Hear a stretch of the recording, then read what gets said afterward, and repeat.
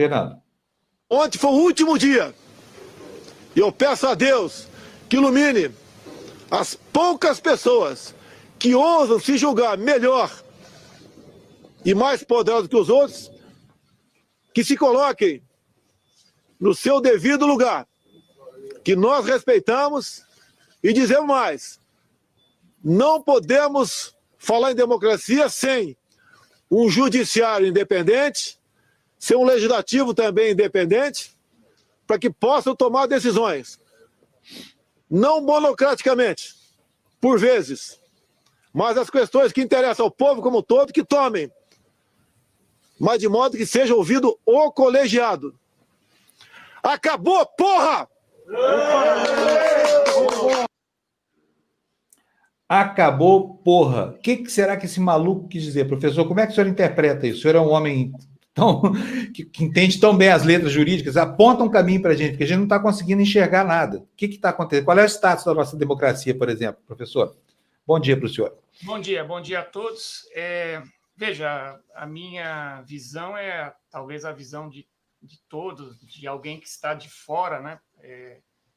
Examinando todos esses acontecimentos com uma certa preocupação e também com uma certa tristeza. Eu acho que acho que o primeiro fator que pode explicar um pouco o comportamento desses agentes políticos é uma certa incompreensão do delicado sistema de equilíbrio, né? De pesos e contrapesos que foi construído entre os poderes pela Constituição Federal de 88. Não é? Normalmente, quando nós tratamos desse assunto, a gente costuma simplesmente verberar aquele dispositivo, os poderes são harmônicos, independentes entre si, que inclusive consta logo dos primeiros artigos da Constituição Federal, artigo 2º, se não me falha a memória. Mas o fato é que a Constituição, internamente, nos seus distintos dispositivos, ela criou um mecanismo muito complicado de controles, e os controles são recíprocos, não é? E eu vou simplesmente aqui citar o artigo 102 da Constituição Federal, que vai exatamente estabelecer, no que diz respeito à competência criminal, vai estabelecer exatamente a competência do Supremo Tribunal Federal, portanto, uma corte composta por 11 ministros, né, e que tem como função não apenas o fato de ser uma corte constitucional, mas que também tem competência criminal originária em relação ao presidente da República, não é? Especialmente e somente em relação aos crimes que a gente chama de infrações penais comuns, do vice-presidente, dos membros do Congresso Nacional, dos seus próprios ministros do Supremo e do Procurador-Geral. E quando vai para as infrações penais comuns e também nos crimes de responsabilidade, aí vai abarcar os ministros de Estado, mas também os comandantes das Forças Armadas, Marinha, Exército e Aeronáutica. Então, em primeiro lugar, essas autoridades, embora sejam altas autoridades da República, elas precisam entender que, do ponto de vista da perspectiva do exame de eventuais crimes comuns, elas estão sob a jurisdição do Supremo Tribunal Federal. Então, a primeira impressão que eu tenho, aquelas afirmações que alguns fazem de forma mais exaltada, acabou, chegou, onde já se viu, não vou entregar isso, não vou entregar aquilo. Vejam, num contexto de um inquérito policial submetido à reserva de apreciação jurisdicional de um ministro do Supremo Tribunal Federal que esteja no exercício deste inquérito, no que diz respeito a estas infrações, o que se está fazendo é cumprir a Constituição. É claro que o sistema é de equilíbrio, por quê? Porque pressupõe que o procurador-geral, depois, ofereça uma denúncia. não é? E muitas vezes essa denúncia, no caso do presidente da República, ela tem que passar por um juízo de dupla admissibilidade, ela tem que ser aceita também pela Câmara. Então, isso que eu digo, você tem aí um complicado sistema de equilíbrios de pesos e contrapesos. Portanto, não se trata apenas de achar que, por ser o presidente da República, por ser ministro de Estado, que estaria imune, vamos dizer assim, a um controle, inclusive, sob a perspectiva criminal por parte do Supremo Tribunal Federal. Tá. O Euler vai... Doutor... Bom dia, Silvio, tudo bem? Bom dia. Professor, o Euler vai perguntar Doutor aqui. Silvio, tudo bem? Muito bom dia, prazer em conhecê-lo. Nessa manifestação de hoje, parece que ele meio que focou uma espécie de insurreição contra a decisão monocrática. Obviamente, ele se refere àquela de ontem do ministro Alexandre de Moraes, que ele criticou. No dia anterior, houve também uma monocrática, só que do STJ, que desfavorecia um adversário político. Mais do que pedir o cumprimento da lei, ele não estaria tentando manipular em seu favor a interpretação da lei? Veja, eu acho que a questão é um pouco mais complicada do que essa, não é? Com relação à decisão do STJ, o que você percebe? Foi uma decisão que foi submetida ao crivo do Poder Judiciário. Por quê? Porque é próprio do sistema constitucional brasileiro que medidas que sejam decretadas no âmbito de um processo administrativo e investigativo, como é o inquérito policial, que elas passem pelo crivo do Poder Judiciário, aquilo que a gente chama de reserva do Poder Judiciário. Então, ali, a Procuradoria-Geral da República, por meio do seu subprocurador, solicitou uma série de medidas probatórias que implicavam, inclusive, a busca e apreensão de documentos, enfim, e o ministro responsável examinou a questão, entendeu que havia plausibilidade para se deferir a medida e deferiu a medida, não é? Essa é uma situação, não é? Depois nós temos no Supremo, nós temos aí, na verdade, dois procedimentos, não é? Que podem envolver a presidência da República e seus ministros, ou não, enfim. Um é aquele que está sob a relatoria do ministro Celso de Mello, que teve, inclusive, a sua instauração solicitada pelo próprio Procurador-Geral da República, a partir de fatos que foram levados ou tornados públicos pelo ex-ministro da Justiça. E existe um inquérito já mais antigo, não é?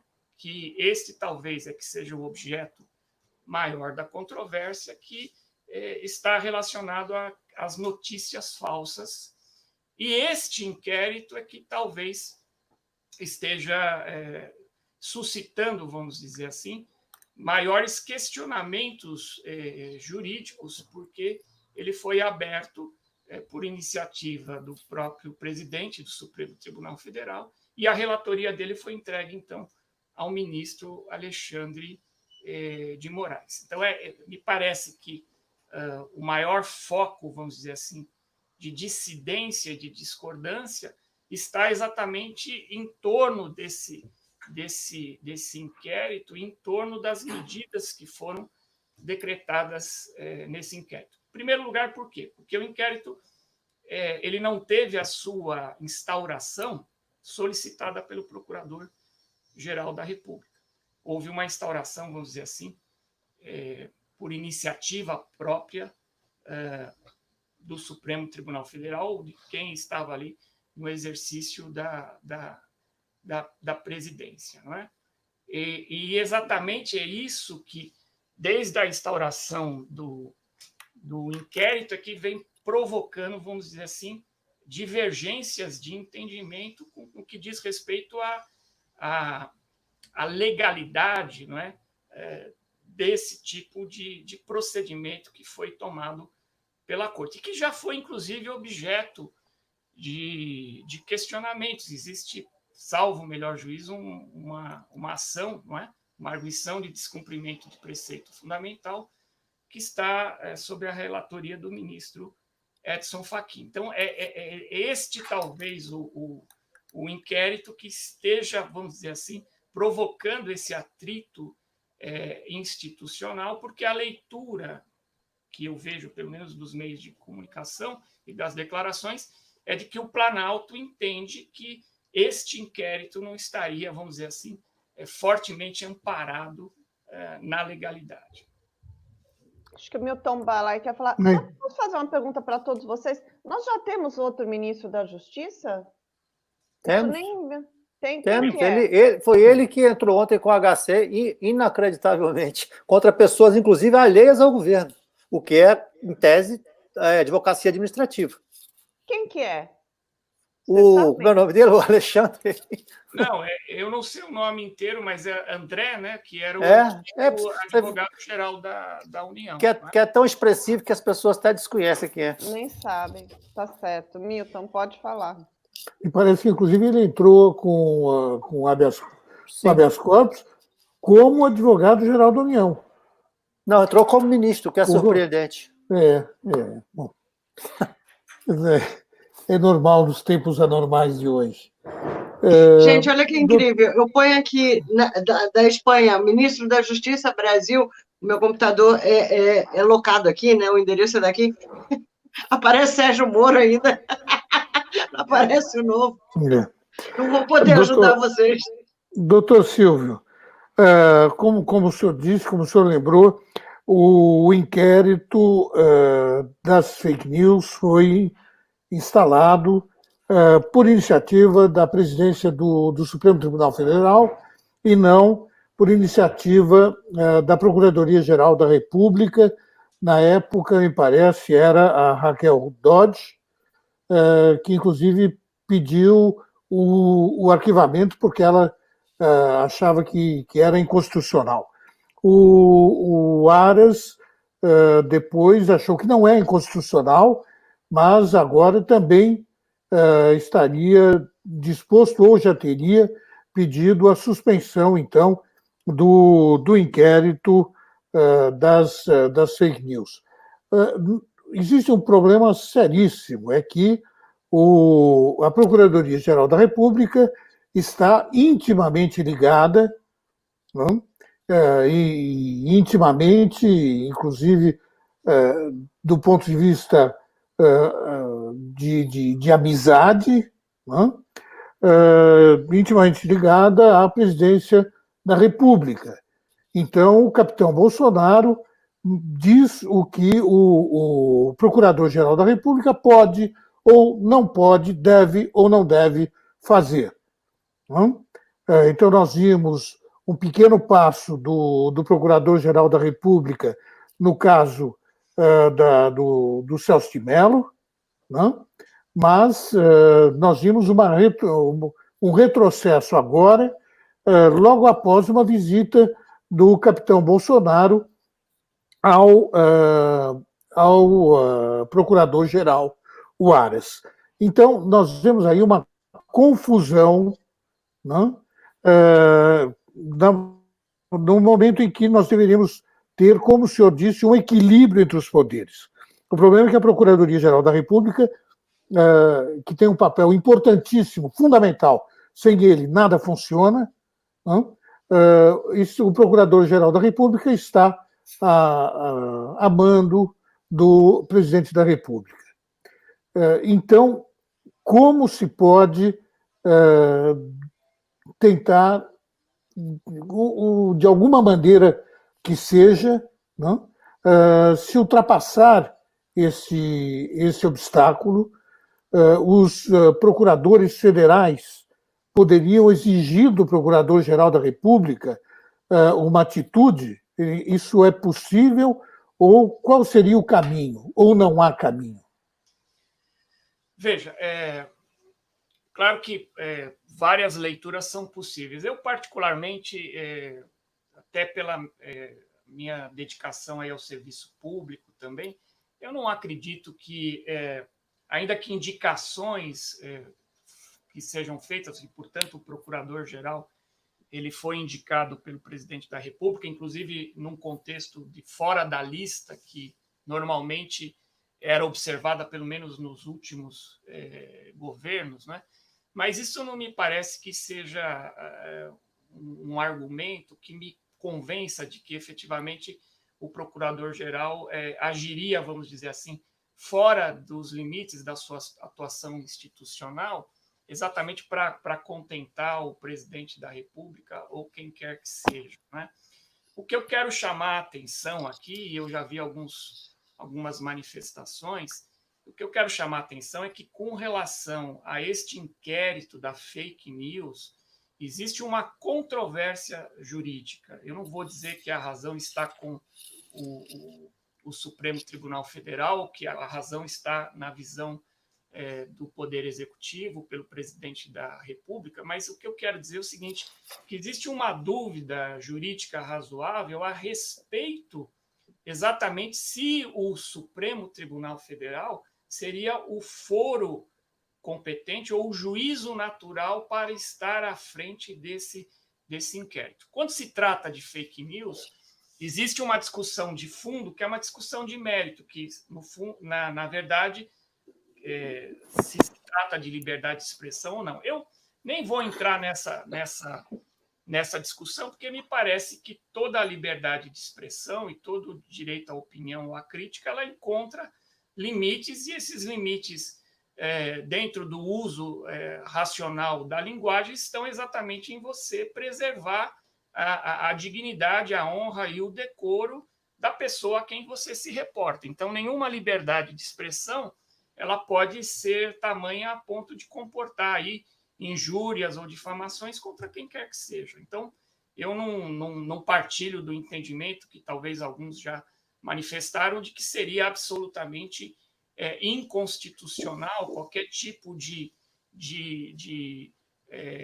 persecução criminal, não é, contra a divulgação não apenas de notícias falsas, mas também contra a divulgação de opiniões, não é, pelos meios disponíveis de comunicação, as redes sociais, que envolvam exatamente os crimes de injúria, os crimes de difamação e mesmo os crimes de preconceito e discriminação. Não é? Então, me parece que nenhuma liberdade de expressão ou liberdade de opinião estaria autorizada a fazer isso. Agora, tirando essa questão, existe um problema de forma, né? Um problema, vamos dizer assim, de formalidades, de competência de juízo natural. Quer dizer, as vítimas ali, não se discute, foram ministros do Supremo Tribunal Federal, A, B ou C, ou a própria instituição em si. Não há nenhuma dúvida que, eventualmente,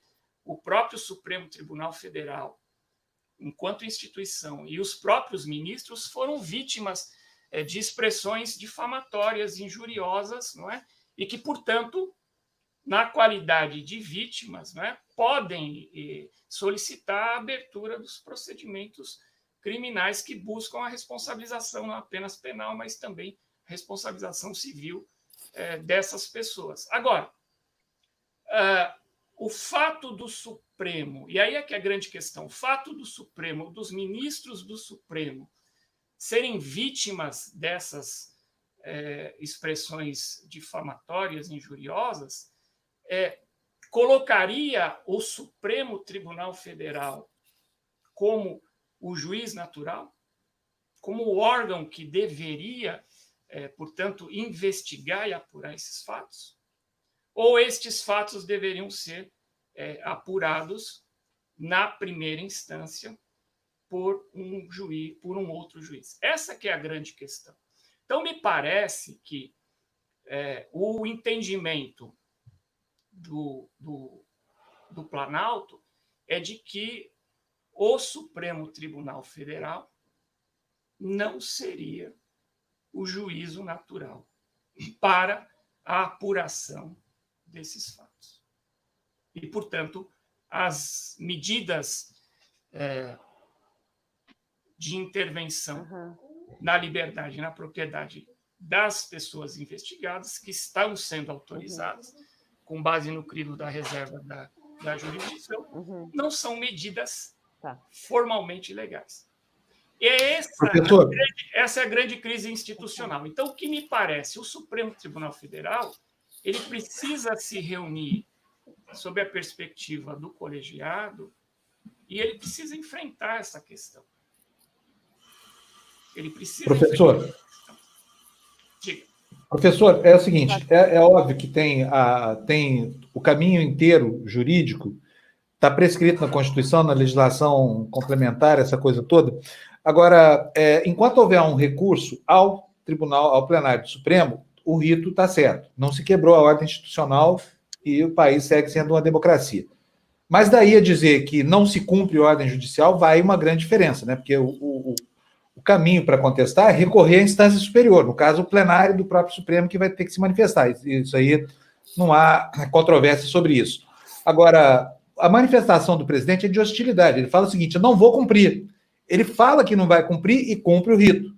Aí manda recorrer. Mas hoje vai ao Supremo, recorre ao plenário, essa coisa toda, contra a decisão monocrática. Mas vai haver uma hora que, até em função do clima corporativo que a gente sente que existe nessa questão política intrincadíssima, que o Supremo vai dizer que sim, ele é competente para investigar esse tipo de coisa, que é o que eu imagino que vai acontecer. A gente nunca sabe. Mas e aí?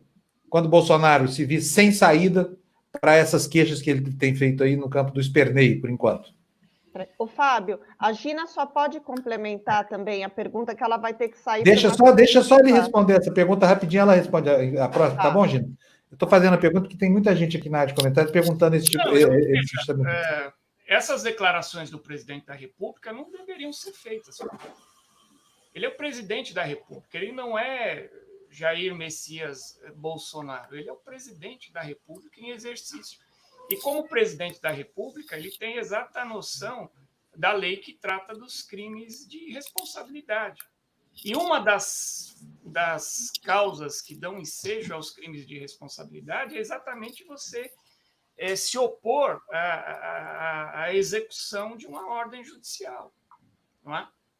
Então, do ponto de vista, vamos dizer assim, do comportamento do presidente da República, é evidente que ele não deveria estar estimulando esse debate, até porque ele dá munição, vamos dizer assim, à oposição, exatamente para que peça, por exemplo, a responsabilização dele no Congresso Nacional por crimes de responsabilidade, já que a legislação acaba, de alguma forma, indicando ou dando a entender que isto poderia, em tese, se caracterizar. Então, ele não deveria fazer isso.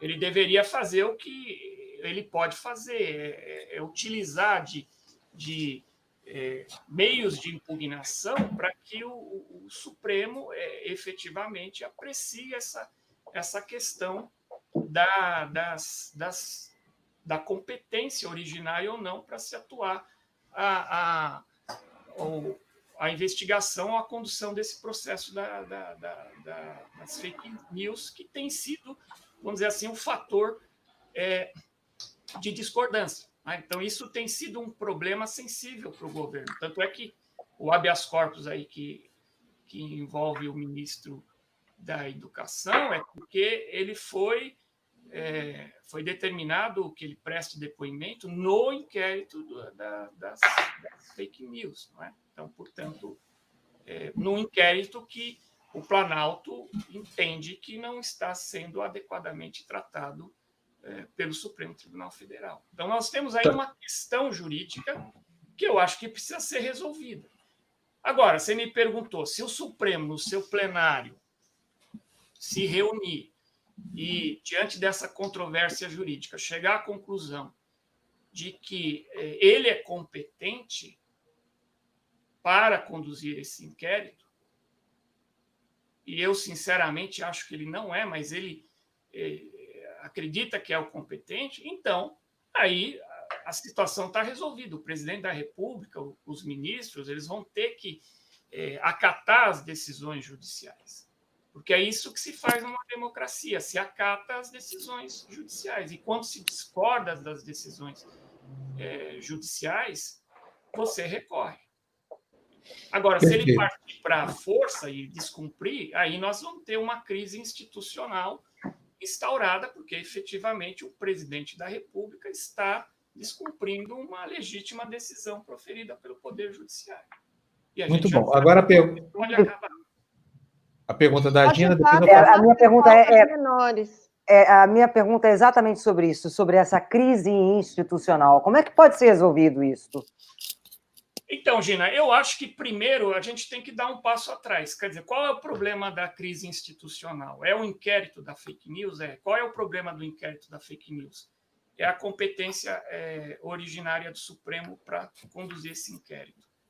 Então, me parece que, já que houve uma impugnação a isso, e parece que, não sei se essa impugnação será renovada, parece que o procurador-geral solicitou, então é melhor reunir a corte e decidir. Tá? Se a corte decidir que ela não é a competente, ela vai encaminhar esse inquérito para o órgão judicial competente e o órgão judicial competente vai dar continuidade a ele. E pode ser que as mesmas medidas sejam praticadas, outras até mais graves sejam praticadas ou não. E aí nós estamos dentro da institucionalidade. Se a corte entender que ela é competente, a corte tem a palavra final. Também estaremos dentro da institucionalidade. Eu posso discordar da corte, você pode discordar da corte, mas nós somos observadores. Quem participa são os ministros da corte. Se eles, por maioria de 6 ministros, decidirem pela competência, então a corte é competente e o presidente vai ter que se curvar a isso. Ele vai ter que aceitar, porque no sistema democrático é assim que funciona. Mas eu voltaria um passo atrás. Já que a questão é essa, há uma divergência de entendimentos, eu voltaria um passo atrás. Reuniria a corte e decidiria. Tá? Doutor, a corte vai decidir premida aí pelos acontecimentos, eu não sei. Mas eu faria isso.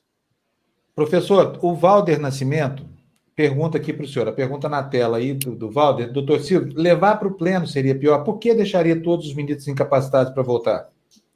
Então, isso é uma outra questão. Veja, eu não estou entrando nisso, mas vamos imaginar que a corte seja competente. Não é? Qual é o objeto do processo?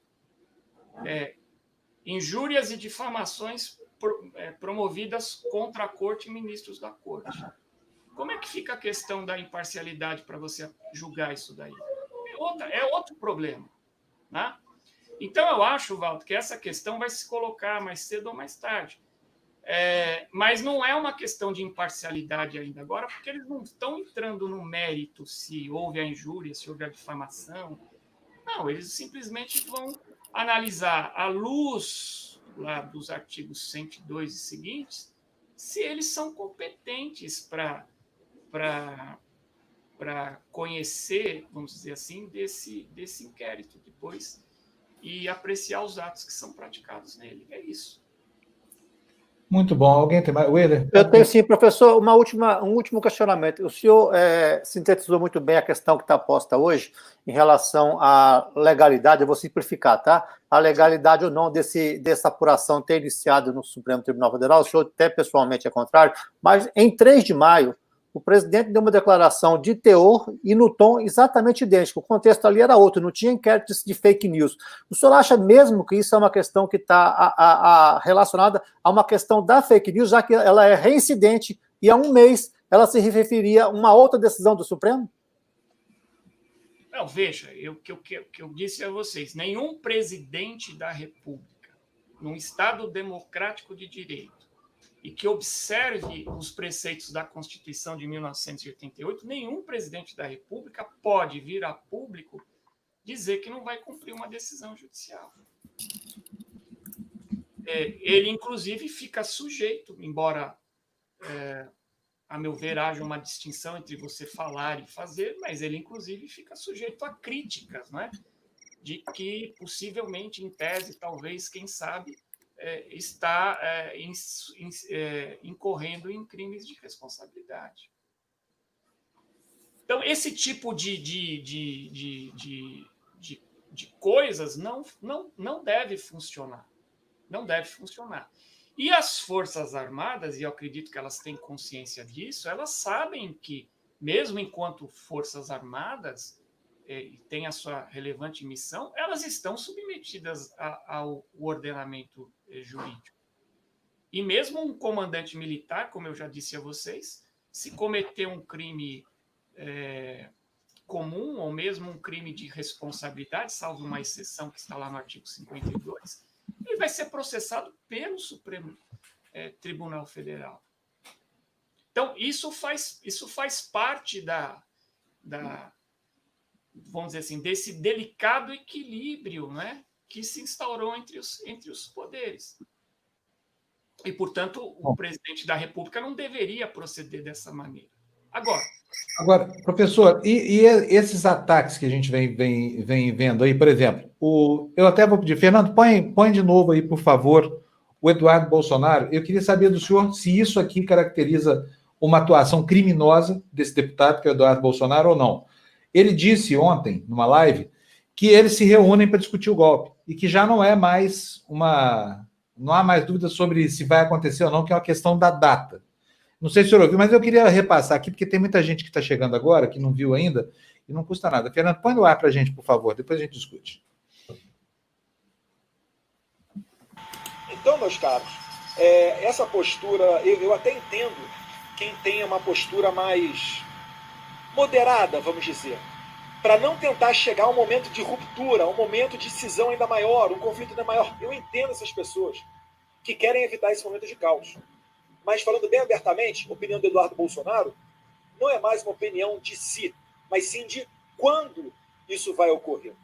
E não se engane, né? As pessoas discutem isso. Essas reuniões aqui que o Alan está falando, entre altas autoridades, até a própria reunião de dentro de setores políticos, eu, Bia, etc., a gente discute esse tipo de coisa.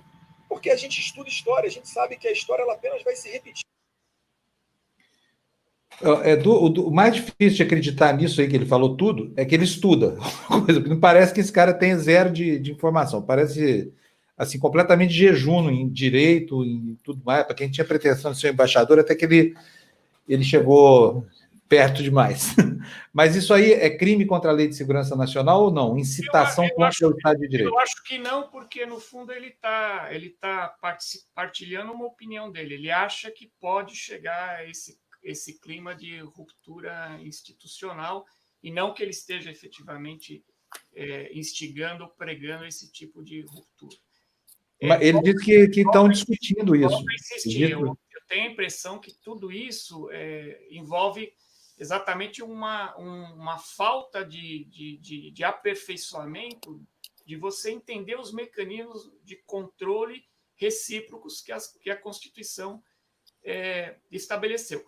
Eu só recordo que há uma semana atrás as Forças Armadas emitiram até um pronunciamento que elas estavam dentro de um contexto de legalidade. Então, eu acho que é isso que todos nós esperamos, que a Constituição seja respeitada. Por quê? Quem não quiser respeitar a Constituição está fora do Estado Democrático de Direito. E, portanto, aí nós estamos numa situação... vamos caminhar, então, para uma situação de ruptura institucional e de atos de insurgência civil. A gente vai ter aqui, então, o início, talvez, de uma guerra civil no país, porque não dá para dizer que, se o Executivo apoiar a ruptura institucional, que ele está protegido pela ordem jurídica. Pelo contrário, ele está fora da ordem jurídica, não é? E aí não vai ser mais uma questão de regulação nem pelo direito nem pela política, vai ser regulado pela força. Quem tiver mais força vai levar essa história. Doutor Silva, Por isso que eu digo, o momento é de cautela, é só você examinar o que está causando esse atrito. Isso não é uma garantia que você não vai ter atritos futuros, mas o que está causando esse atrito é isso aqui? Tá. Nós temos uma impugnação? Temos. Vamos refletir um pouco melhor sobre isso? Vamos. Porque o estado de indeterminação das coisas também é ruim, porque alguém poderia dizer, não aprecia isso daí, deixa isso para lá. Só que os atos, o ministro ele está atuante, ele está determinando, ele está tomando providências. Então, e aí você já tem uma situação, um fala, não, chegou, é o limite, não vou atender mais. Então, eu acho que agora é o momento do Supremo enfrentar essa questão jurídica que foi colocada a ele. Ele se debruçar melhor sobre isso, não é? Porque ele também não teve oportunidade. Houve a instauração do inquérito, um ou outro talvez tenha expressado uma opinião diferente, mas na época se entendeu, bom, tudo bem, nós estamos aqui, vamos apurar, o tribunal está sendo vítima de difamação, de injúrias, enfim, mas agora a situação é outra, né? Fala, Blay, última pergunta. Doutor Silvio, só voltando um pouquinho à pergunta que eu fiz agora há pouco, os procuradores federais teriam como agir no lugar do Procurador-Geral da República? Eu pergunto isso por uma questão muito simples. O Procurador-Geral da República, que inclusive recebeu convite do presidente da República, do capitão Bolsonaro, para ser ministro do Supremo Tribunal Federal, na primeira vaga que houver, ele não vai agir. Ou vai fazer tudo para que não se vá adiante nos processos que correm no Supremo. Então, eu quero saber se os procuradores federais podem agir no lugar do Procurador-Geral da República, que aparentemente não é o chefe dos procuradores. Então, eles têm condições de fazer isso? A mim me parece que não, porque teria que haver o afastamento formal do Procurador-Geral da República. Isso teria que ter motivos, né? E então, sendo competência do Procurador-Geral da República, é uma decisão dele diante do que foi produzido num determinado inquérito, é uma decisão dele oferecer a denúncia ou opinar ou, na verdade, propor o arquivamento. E salvo o melhor juízo, se a memória não estiver me traindo, já há uma jurisprudência consolidada do Supremo Tribunal Federal de que esses pedidos de arquivamento do Procurador-Geral, sobretudo nesses crimes em que você já tem um foro estabelecido, um foro determinado privilegiado, esses pedidos de arquivamento eles são vinculativos, né? Então não há como você se insurgir em relação a esses pedidos de arquivamento. Né? Então nós não vamos a lugar nenhum. Veja, nós vamos porque as coisas passam, é isso que eu quero colocar. A gente tem que colocar a perspectiva da temporalidade. O mandato do Procurador-Geral vai terminar, ele pode ser reconduzido ou não. O mandato do presidente da República vai terminar, ele vai ter que se submeter, se ele quiser uma reeleição, a um novo pleito. Né? Então, me parece que nós estamos aqui no meio de uma crise sanitária com gravíssimas consequências econômicas, portanto, uma crise econômica, e estamos com uma crise política também instaurada. Então, nós somos talvez a única nação democrática ocidental que trouxe para si 3 grandes crises: a política, a sanitária e a econômica, sendo que a sanitária e a econômica elas não podiam ser impedidas, elas podiam ser minimizadas, mas não impedidas. Agora, a crise política é totalmente responsabilidade, não nossa, né, mas responsabilidade dos atores políticos que estão aí envolvidos. E talvez quem possa fazer aí meio de campo adequado é o Congresso, né? Talvez o Congresso. Gente, que olha só, ontem nós tivemos aqui, eu posso só fazer um comentário? É impressionante, ontem nós tivemos aqui o Miguel Reale, né? O Miguel Reale falou da necessidade de educação e da fala mansa para cometer as coisas assim mais questionáveis possíveis, né? Em relação a defender um golpe, como foi em relação ao caso da Dilma. Agora, eu também não estou entendendo direito aqui a etiqueta, o ponto. Ele chegou a usar a palavra etiqueta. Exatamente, eu estou vendo que a etiqueta tem nos levados para os abismos. A etiqueta. Então, a fala mansa, o jeito de explicar, e você está sendo lá também conduzido para o abismo. Não tem maneiras de defender o que diversas lideranças deste governo têm feito. Mesmo juridicamente, a gente tem que ter reações mais enérgicas.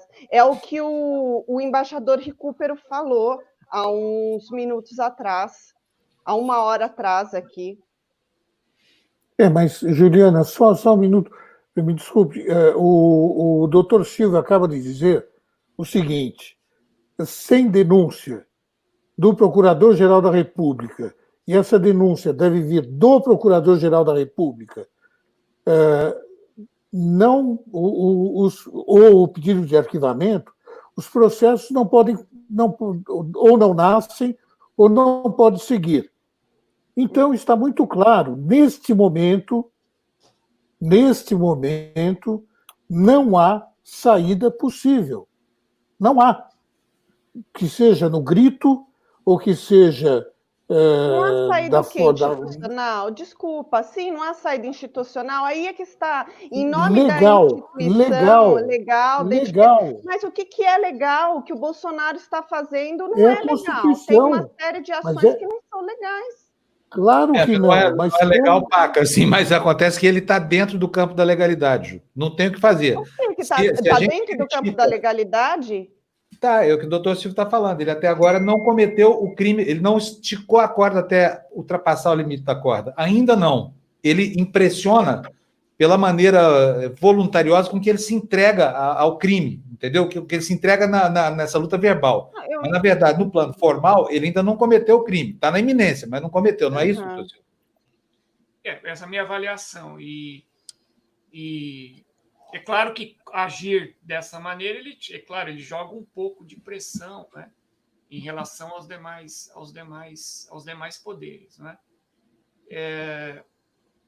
Por isso que acho que o momento agora é de muita reflexão, e volto a insistir, como existe uma questão jurídica importante e fundamental, pelo menos nesse inquérito da fake news, não é?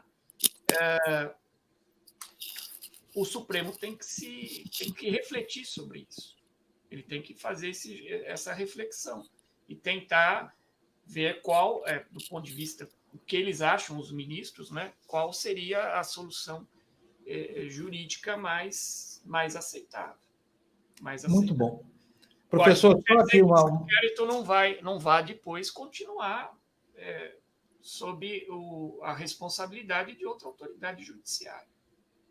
Muito bom. Olha, só antes de terminar, quero registrar aqui a doação de R$5 feita pelo David Franklin, resumindo o seguinte, dizendo o seguinte: resumindo o que disse o ilustre doutor em Direito Penal, é conflitante que a vítima julgue o processo do dano de natureza penal que sofrera. É uma questão que se coloca, né, para o Supremo poder responder. São várias questões. O Milton colocou uma, quer dizer, embora se tratando de crimes contra a honra, existe a possibilidade também das próprias vítimas entrarem com a queixa, né? Então, no caso aí, como é contra agente público, o Ministério Público pode fazer, mas também as vítimas não estão. Mas, de qualquer maneira, se você vai entrar com a queixa-crime como vítima, você não vai poder julgar exatamente aquela queixa-crime, porque você está se colocando, inclusive, como o autor da ação penal. Então, isso agora, doutor Ciro, tudo vamos dizer assim, é uma situação complicada. Agora, lembrando, nós temos aí a CPI das fake news, tá? Nós temos também ações no Tribunal Superior Eleitoral que versam sobre essa questão das fake news, não é? Então, você tem outras instâncias também que podem estar trabalhando essa questão, não apenas o inquérito que foi instaurado pelo Supremo Tribunal Federal. Deixa eu só falar mais uma coisinha aqui para o senhor. Cadê? Onde é que está aqui a pergunta? É o seguinte, duas questões. O Augusto Aras parece, assim, um sujeito que não respeita muito a função que ocupa. Ele atua mais eficientemente como advogado do Bolsonaro do que como procurador-geral da República. Então, tem uma pergunta aqui, olha, da Tereza Santiago. Eu vou aproveitar e já colocar o Rodrigo Maia nessa confusão aqui. Ela pergunta, mas o Aras não pode ser acusado de prevaricação? Ou o juízo dele está livre de qualquer julgamento assim, da objetividade em relação ao cometimento do crime? E o Rodrigo Maia? Rodrigo Maia que também pode ou não aceitar a denúncia? Qualquer um dos 30, dos 40 processos que estão lá sob ele. Prevarica ao não fazê-lo ou não? Então, vejam, voltamos àquele delicado equilíbrio, né, de freios e contrapesos. É claro que o procurador-geral ele tem toda a liberdade de fazer o juízo dele de avaliação, mas, claro, esse juízo de avaliação ele é dentro daquilo que a gente espera de um homem público comprometido com o exercício regular das suas funções. Se houver indícios, elementos que justifiquem o oferecimento da denúncia, ele vai denunciar. Se não houver, ele vai pedir o arquivamento. Não é? Então, não sei, eu não partilho dessa ideia que muitos de vocês partilham, de que ele estaria vinculado umbilicalmente ao presidente da República. Não, me parece que ele, dentro da formação dele e dos valores dele, ele está conduzindo, vamos dizer assim, os assuntos da Procuradoria do exercício da sua competência. Claro que nós podemos discordar disso, nós podemos concordar, podemos fazer críticas, não é? Pela forma mais atuante, menos atuante, enfim, mas está no exercício regular da competência dele. Nós temos que aceitar isso. Qualquer juiz, quando o promotor pede o arquivamento, se ele não concordar, o máximo que ele pode fazer é mandar para o procurador-geral. O procurador-geral manda por uma câmara lá composta de outros procuradores e eles examinam com liberdade. Se eles acharem que há elementos para oferecer denúncia, eles designam um outro colega para oferecer a denúncia. Se não, eles dizem, não, o fato realmente deve ser arquivado e o fato deve ser arquivado. O juiz tem que aceitar isso. Né? Faz parte, como eu disse a vocês, desses equilíbrios aí respectivos de poderes, né? Essa dinâmica que faz com que as coisas possam progredir no sentido de melhoria. Né? Muito bom. Olha, agradeço muito a aula que o senhor deu aqui para a gente. Foi uma bela de uma aula. É verdade, o senhor joga um balde de água fria na gente, porque a gente está aqui se sentindo indefeso, desprotegido. Não, em mim não jogou balde de água fria, não. Eu continuo na mesma. Eu costumo, na verdade... mas em mim jogou. Eu costumo olhar as coisas sempre pelo lado da técnica, né? Deixando um pouco as emoções, né? Pois é, doutor, não é assim que nasceu a alcunha de que a justiça é cega, então, porque com tantas coisas que o Bolsonaro vem fazendo e que, assim, só o fato de existir uma pandemia, milhões de pessoas morrendo pelo planeta, todas as instituições do planeta reconhecendo isso como uma coisa muito séria, grave, e que precisa de várias medidas. Só isso, aos olhos meus e de tantas pessoas, já seria um crime o que ele tem feito de sair às ruas e apertar a mão das pessoas.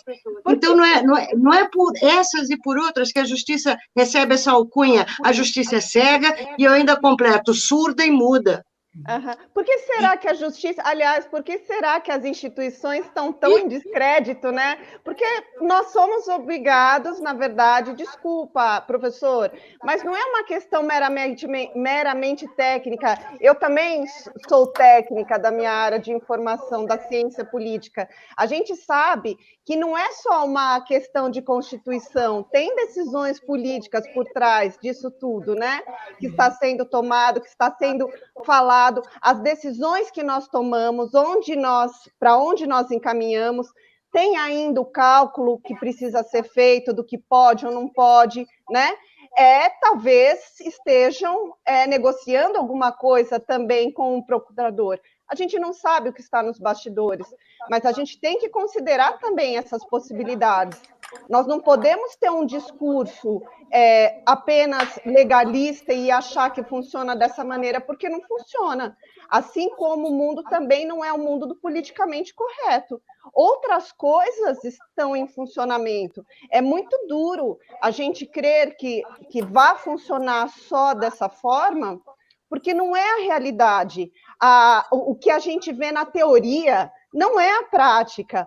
Todos os dias a Realpolitik mostra que funciona de uma maneira diferente do que a gente espera, do que esteja escrito só na Constituição. Porque se funcionasse como está na Constituição, imediatamente ele, enquanto parlamentar, já teria sido saído do Congresso desde quando ele xinga lá a presidente Dilma. Então, isso para puxar bem lá de trás. Fora outras ações e reações em cadeias. E eu não estou nem defendendo aqui ex-presidente Dilma, o PT ou qualquer coisa assim. Mas a gente tem que considerar a dimensão política também. Não é uma questão só de legalidade, porque quantas ilegalidades foram e são cometidas para a manutenção de um status quo errado? Por que será que as instituições estão em frangalhos em relação à credibilidade? É disso que se trata também. Juliana e Cassiano, eu entendo o ponto de vista de vocês e eu diria o seguinte: para o aperfeiçoamento do sistema democrático, é importante que a justiça seja cega, né? Que a justiça se apresente em relação àquele litígio como alguém indiferente ou como alguém que não está, vamos dizer ali, fazendo distinção entre as pessoas, né? E também para um sistema democrático é importante que a justiça seja a menos sujeita à influência política, né? Se a política ela pode valer para o legislativo e para o executivo no que diz respeito à discussão do que é útil e necessário para o país, todo o discurso judiciário não é um discurso de olhar para o passado. Então, na verdade, você está olhando comportamentos que aconteceram no passado e está emitindo, né? Emitindo, portanto, um juízo sobre correção ou incorreção daquilo. Agora, o que me parece que a gente pode aproveitar, não é? De todo esse período histórico conturbado que eu assinalaria a partir da reeleição da presidente Dilma, não é? Que depois foi vítima de um processo de impeachment, a meu ver, absolutamente questionável e houve, na minha perspectiva também, um equívoco quando se tratou do impeachment como um processo de natureza eminentemente político, não é? E se deixou de lado aspectos jurídicos importantes, como, inclusive, a própria tipicidade da conduta dela, que, a meu ver, eu estou convencido de que ela em nenhum momento cometeu crime de responsabilidade, mas talvez o que a gente possa aprender de todo esse período é de propor ao parlamento um aperfeiçoamento da nossa legislação. Eu concordo com vocês, eu acho que quem quer ser candidato a qualquer cargo eletivo num Estado democrático de direito, ele tem que ter um discurso, não é? Ele tem que ter um discurso que seja coerente com a democracia. Então, da mesma maneira que você tem uma lei de segurança nacional, eu acredito que nós deveríamos ter uma lei de preservação das instituições democráticas. E qualquer agente político que, ao longo do exercício das suas funções, assumisse um discurso eminentemente antidemocrático, a meu ver, ele deveria estar inabilitado para concorrer a novos cargos. Porque se ele, na verdade, não quer respeitar o Estado democrático, ele que tome o poder, então, pelas vias da revolução, mas não venha se utilizar aqui dos mecanismos democráticos para depois corromper a própria democracia. Segundo lugar, acho que talvez a gente tenha que promover uma uma mudança no artigo 142, não é? Que trata exatamente da questão das Forças Armadas, né? Que lá dizem que, depois de tratar delas como instituições permanentes e tal, sob a autoridade suprema do presidente da República. Eu mudaria isso aqui, eu colocaria sob a autoridade suprema do Congresso Nacional. Poderia ser sob a autoridade imediata do presidente da República, mas sob a autoridade suprema do Congresso Nacional. Para que, então, dentro daquele contexto de hierárquico que constitui as Forças Armadas, ficasse muito claro que as Forças Armadas, o comandante supremo das Forças Armadas é o Congresso Nacional. Então, eu faria uma alteração na Constituição em relação a isso. Eu faria uma alteração criando uma lei de segurança das instituições democráticas. Porque o Congresso... Nós temos que aprender sobre isso. Nós temos que aprender. Bom, gente... Olha, professor, eu preciso encerrar o programa. Eu agradeço demais. Foi ótima a sua entrevista aqui. Nós vamos seguir com esse assunto aqui ao longo da nossa programação. Provavelmente vamos debater isso aqui nos próximos dias exaustivamente, porque até que o Supremo se reúna e decida o que fazer, nós vamos ter um show de bravatas aí, né? A imprensa muito desprotegida perante esse governo aqui, né? Muito assustada com a perspectiva do exílio, do banimento, da tortura, do assassinato, enfim, do desaparecimento, porque esse é o quadro que a gente enxerga aí na frente. A rigor, se Bolsonaro começar a cumprir o que vem prometendo, nós estamos no pior dos mundos, né? E ele tem um ódio visceral da imprensa, é uma pessoa que não se verga, assim, não admite a crítica nem nada. Então, assim, a gente tende a ver a crise com uma lente que agrava isso tudo que a sua tranquilidade, que é conhecedor do direito, permite ver com mais cautela, né? Mas eu agradeço muito a sua participação aqui, foi ótima a sua participação. Eu falo, joga um balde de água fria, porque a gente queria ver mais ação, sabe? A gente vê lá a Lei de Segurança Nacional, com tantos parágrafos dizendo que esse tipo de manifestação pode sim ser criminalizado, dá uma vontade maluca de botar todo mundo na cadeia. Sarah Winter, Eduardo Bolsonaro, essa caterva toda que está aí nos assombrando dia e noite, porque são as assombrações, elas aparecem do nada para, né, fustigar os piores sonhos, os piores pesadelos que a gente pode ter. Mas, enfim, tem o ordenamento jurídico, ele tem que ser respeitado devido ao processo legal e tudo mais, o foro adequado. A discussão tem que ser feita, até para que a gente saiba até onde Bolsonaro está disposto a ir, né? Afinal de contas, a bola está no pé dele. Se ele vai... A primeira ordem judicial que ele descumprir, acabou a democracia brasileira. Por quê? O Supremo tem sempre o poder da última palavra, né? Não era o Rui Barbosa que dizia que o Supremo tem o privilégio de ser o último a errar? Então, é isso que a gente quer que o Supremo resolva logo, para a gente saber que diabo de coisa é o regime onde a gente vive. Se é uma democracia ainda ou se já não é mais. Porque que ele é um ditador, não há dúvida. Se ele tem uma ditadura... Porque aquela máxima também de que aos amigos tudo, aos meus filhos tudo, mas aos inimigos a lei, né? Exatamente. Então, um abração para o senhor. Muito obrigado, viu, professor? Obrigada, professor.